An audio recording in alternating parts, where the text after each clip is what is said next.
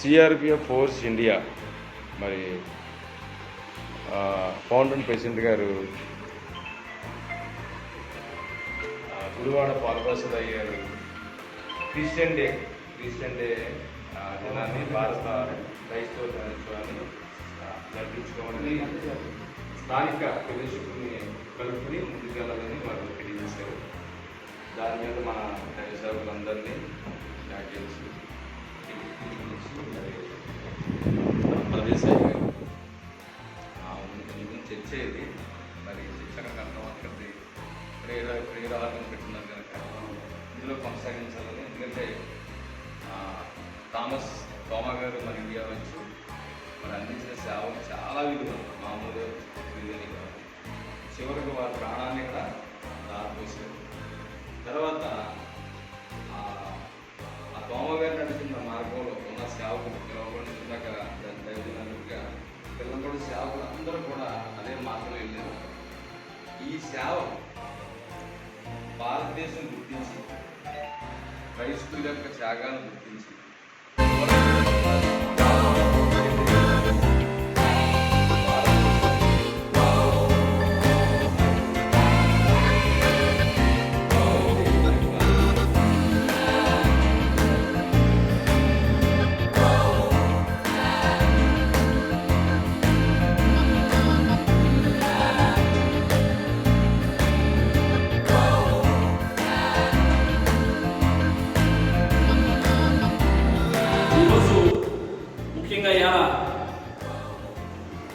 Indian Christian day సందర్భంగా అపోస్తులైన తోమా గారు ఈ యొక్క దేశానికి విచ్చేసి అనేక మందిని మారు మనసులో సన్మార్గంలో యేసుక్రీస్తు బోధనలతో అనేక మందిని మంచి మార్గంలో నడిపించినారు.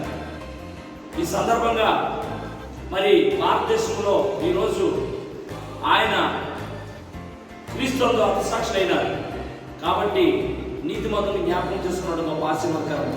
కాబట్టి ఈరోజు క్రైస్తవత ఈ దేశానికి ఒక గొప్ప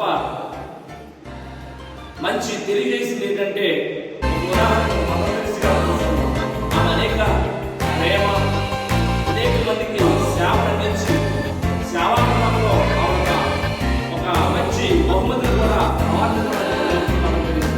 క్రైస్తవులు ప్రతి విద్యారంగంలో కానీ భారతదేశానికి అనేక రకాలుగా ప్రాచీనకాలం నుంచి కూడా క్రైస్తవులుగా అందరూ ఉపయోగపడుతుంది. కాబట్టి ఈ క్రైస్తవ క్రిస్టియన్ డే సందర్భంగా భారతదేశంలో ప్రతి క్రైస్తవులకు, హిందువులకు, ముస్లింలకు అందరికీ కూడా క్రిస్టియన్ డే శుభాకాంక్షలు తెలియజేస్తున్నారు. ముగిస్తూ ప్రేమతో థ్యాంక్ యూ వెరీ మచ్.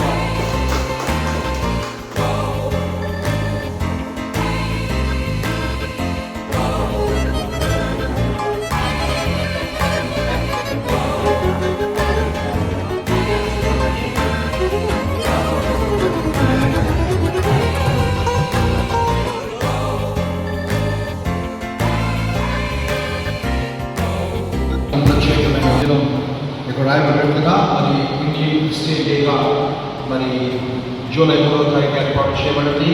మన భారతదేశానికి తోమా వచ్చి